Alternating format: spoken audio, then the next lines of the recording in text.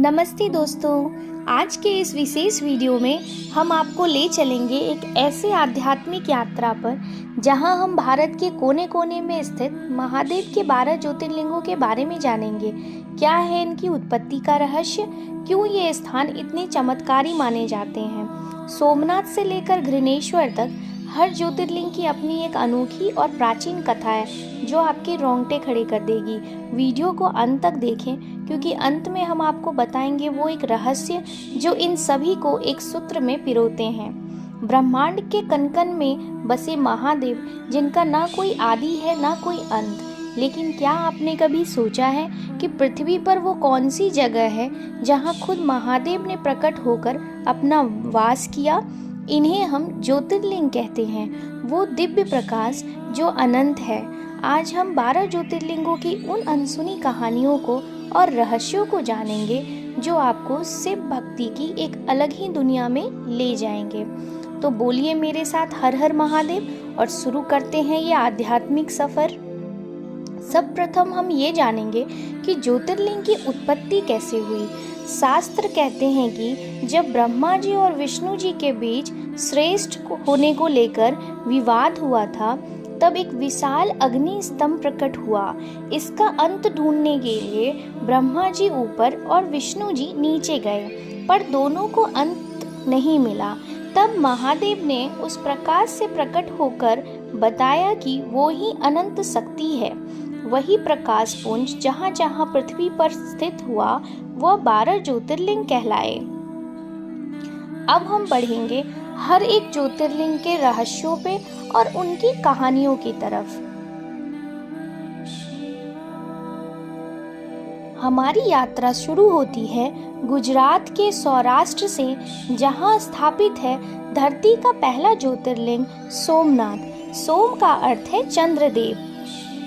ऐसा कहा जाता है कि चंद्रदेव को उनके ससुर दक्ष प्रजापति ने श्राप दिया था ताकि उनका तेज खत्म हो जाए। अपने अस्तित्व को बचाने के लिए चंद्रदेव ने यहाँ शिव जी की तपस्या की और अपना खोया हुआ तेज वापस पाया, इसलिए इसे सोमनाथ कहा जाता है। लेकिन इस मंदिर का सबसे बड़ा रहस्य है इसके परिसर में बना बाण स्तंभ। इस स्तंभ पर एक तीर है जो समुद्र की तरफ इशारा करता है। उस पर संस्कृत में लिखा है कि इस पॉइंट से लेकर अंटार्कटिका तक बीच में कोई भी जमीन का टुकड़ा नहीं आता। सोचिए, हजारों साल पहले हमारे पूर्वजों को कैसे पता था कि इस सीधी रेखा में कोई देश या टापू नहीं है। ये ज्योग्राफी का वो ज्ञान है जो आज की टेक्नोलॉजी से मैच करता है। अब हम बढ़ते हैं अपनी दूसरी ज्योतिर्लिंग की तरफ, जो है मल्लिकार्जुन। यह आंध्र प्रदेश के श्रीशैलम पर्वत पर स्थित है। यहाँ विराजमान है मल्लिकार्जुन। ये कहानी जुड़ी है कार्तिकेय और गणेश जी के शर्त से कि कौन पहले पृथ्वी की परिक्रमा करेगा। जब कार्तिकेय जी गुस्सा होकर यहाँ आ गए, तब शिव और पार्वती उन्हें मनाने आए। मल्लिका यानी माता पार्वती और अर्जुना यानी भगवान शिव।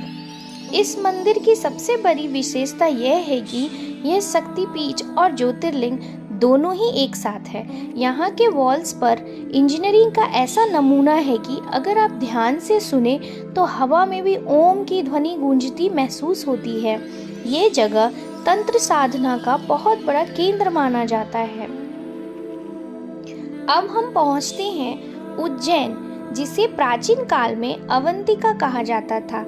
यहाँ काल भी ठिठक जाता है क्योंकि यहाँ राज चलता है महाकाल का।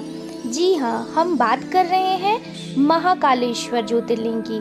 कहा जाता है कि दुशाना नामक राक्षस के अत्याचार से बचाने के लिए शिवजी ने हुंकार भरी थी और महाकाल के रूप में प्रकट हुए थे। दोस्तों, 12 ज्योतिर्लिंगों में से सिर्फ महाकालेश्वर ही दक्षिणामुखी है, साउथ फेसिंग है। तंत्र शास्त्र में दक्षिण दिशा मृत्यु की दिशा मानी जाती है और महाकाल मृत्यु के स्वामी हैं। यहाँ की भस्म आरती दुनिया भर में प्रसिद्ध है। पहले कहा जाता था कि चिता की ताजी राख से आरती होती थी। हालांकि अब रीति रिवाज बदल गए हैं, लेकिन आज भी वो ऊर्जा, वो वाइब्रेशन आपको अंदर तक हिला देगी। साइंटिस्ट भी मानते हैं कि उज्जैन धरती का सेंटर पॉइंट नाभि स्थल है। अब हम चलते हैं ओमकारेश्वर की तरफ। मध्य प्रदेश में ही नर्मदा नदी के बीच एक टापू है।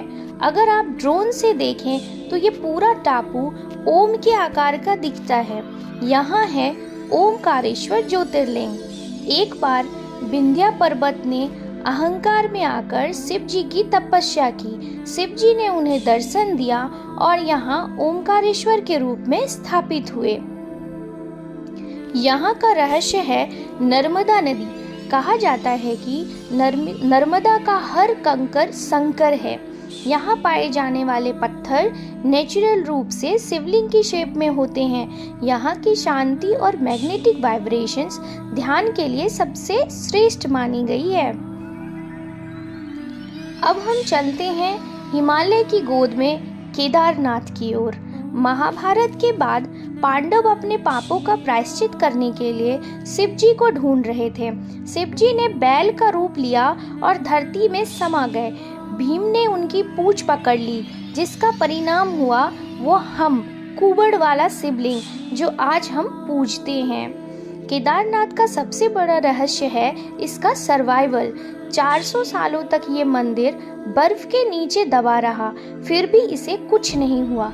2013 की भयानक बाढ़ में भी सब कुछ बह गया, लेकिन एक बड़ी चट्टान भीमशिला मंदिर के पीछे आ गिरी और पानी की धार 2 हिस्सों में बट गई। मंदिर सुरक्षित रहा। क्या ये इंजीनियरिंग थी या महादेव का चमत्कार? फैसला आप कीजिए। अब चलते हैं हम भीमा शंकर की तरफ। महाराष्ट्र के पुणे के पास सह्याद्री पर्वतमाला में भीमा शंकर स्थित हैं। कुंभकर्ण का बेटा था भीमा, जिसने ब्रह्मा जी से ताकत पाकर आतंक मचा रखा था। शिव जी ने उसका वध किया और लड़ाई के दौरान शिव जी का शरीर से जो पसीना गिरा, उससे भीमा नदी का उद्गम हुआ। यह मंदिर हेमाडपंथी स्टाइल में बना है, लेकिन यहाँ का रहस्य है यहाँ का जंगल। इसे जाइंट स्क्वेरल का घर कहा जाता है। यहाँ रात के समय में अंधेरे में जंगल चमकते हुए नजर आते हैं, मानो प्रकृति खुद शिव जी की आरती कर रही हो। अब हम लोग चलते हैं काशी विश्वनाथ की ओर। दुनिया का सबसे पुराना शहर काशी, जो कि वाराणसी भी कहलाता है, यहाँ है बाबा काशी विश्वनाथ। कहा जाता है कि जब पृथ्वी बनी तो पहली सूरज की किरण काशी पर गिरी थी। यह शहर शिव जी के त्रिशूल की नोक पर टिका है। काशी का रहस्य यहाँ की डेथ में है। यहाँ मणिकर्णिका घाट पर 24 घंटे चिताएं जलती हैं। कहा जाता है कि यहाँ मरने वाले के कान में स्वयं शिव जी तारक मंत्र बोलते हैं और उसे मोक्ष मिलता है। साइंस के हिसाब से भी काशी की ज्योमेट्री और घाट के डिजाइन एक स्पेसिफिक एनर्जी फील्ड क्रिएट करते हैं जो इंसान के दिमाग को शांत करता है। अब हम चलते हैं त्र्यंबकेश्वर की ओर। नासिक के पास गोदावरी नदी के तट पर है त्र्यंबकेश्वर। ऋषि गौतम पर गलती से एक गौ हत्या का पाप लगा था। उन्होंने शिव जी को प्रसन्न कर गंगा गोदावरी को यहाँ बुलाया। इस ज्योतिर्लिंग का आकार सबसे अलग है।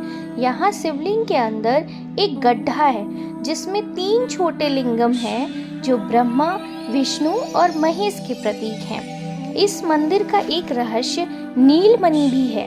कहा जाता है कि पहले यहाँ एक अनमोल रत्न था और आज भी कुछ निश्चित दिनों पर ज्योतिर्लिंग पर पानी अपने आप प्रकट हो जाता है, जिसका स्रोत किसी को नहीं पता। अब हम चलते हैं वैद्यनाथ धाम की तरफ, जो कि झारखंड के देवघर में है। वैद्य मतलब डॉक्टर या हीलर। रावण शिव जी का भक्त था। वो शिवलिंग को लंका ले जाना चाहता था। शिव जी ने शर्त रखी कि अगर रास्ते में कहीं मेरी शिवलिंग को तुमने कहीं रख दिया तो वो वहीं स्थापित हो जाएगा।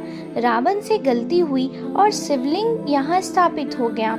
कहा जाता है यहाँ आने से असाध्य रोग भी ठीक हो जाते हैं। यहाँ रावण ने अपने 9 सिर काटकर शिव जी को अर्पित किए थे, इसलिए यहाँ की ऊर्जा त्याग और भक्ति की है। यहाँ मंदिर के शिखर पर त्रिशूल नहीं बल्कि पंचशूल है, जो सुरक्षा कवच माना जाता है। अब हम लोग चलते हैं नागेश्वर की तरफ, जो कि गुजरात में है। गुजरात के द्वारका के पास स्थित है नागेश्वर ज्योतिर्लिंग। दारुका नामक राक्षस ने शिव भक्त सुप्रिया को कैद कर लिया था। भक्त की पुकार सुनकर शिव जी नागेश्वर नागों के देवता के रूप में प्रकट हुए। इस स्थान का संबंध नाग दोष निवारण से है, लेकिन सबसे बड़ा चमत्कार ये है कि यहाँ की हवा में जहर भी बेअसर हो जाती है। आसपास के लोग मानते हैं कि इस क्षेत्र में सांप काटने से मौत नहीं होती, अगर समय पर मंदिर की धूल लगा दी जाए तो। अब हम लोग चलते हैं रामेश्वरम की तरफ, जो कि तमिलनाडु की तरफ है। भारत के दक्षिण छोर पर समुद्र के किनारे स्थित है रामेश्वरम। लंका पर चढ़ाई करने से पहले भगवान राम ने यहाँ रेत से शिवलिंग बनाया और शिव जी की आराधना की, ताकि वो रावण को हरा सके। ये वही जगह है जहाँ राम सेतु शुरू होता है। इस मंदिर के अंदर 22 कुंड हैं। चमत्कार यह है कि समुद्र के किनारे होने के बावजूद इन कुंड के पानी मीठे हैं और हर कुंड के पानी का स्वाद अलग है।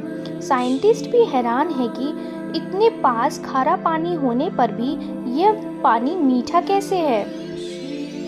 अब हम लोग चलते हैं अपने अंतिम ज्योतिर्लिंग की तरफ, जो कि है घृणेश्वर ज्योतिर्लिंग। हमारी यात्रा का अंतिम पड़ाव है औरंगाबाद के पास घृणेश्वर ज्योतिर्लिंग। एक भक्त महिला थी घुष्मा। उसकी बहन ने जलन में आकर घुष्मा के बेटे को मारकर तालाब में फेंक दिया। घुष्मा ने अपनी शिव भक्ति नहीं छोड़ी। शिव जी ने खुश होकर उसका बेटा भी लौटाया और यहाँ सदा के लिए बस गए। ये दुनिया का अकेला ऐसा ज्योतिर्लिंग है जहाँ देवताओं को चढ़ने वाला नारियल या फल नहीं बल्कि कुमकुम चढ़ाया जाता है, जो आमतौर पर देवियों को चढ़ता है। यह मंदिर एलोरा केव्स के बिल्कुल पास है, जो दर्शाता है कि उस दौर में भी आर्ट और स्पिरिचुअलिटी कैसे जुड़ी हुई थी।